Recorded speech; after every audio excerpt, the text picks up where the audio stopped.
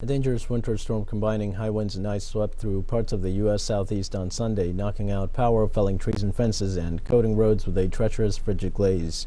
Tens of thousands of customers were without power in Georgia, North Carolina, South Carolina, and Florida. Highway patrols reported hundreds of vehicle accidents, and a tornado ripped through a trailer park in Florida.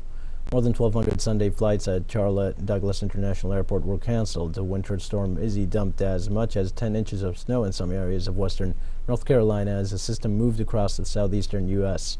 The National Weather Service says the weather system is expected to produce heavy snow over the lower Great Lakes, the Central Appalachians, and the Northeast on Monday.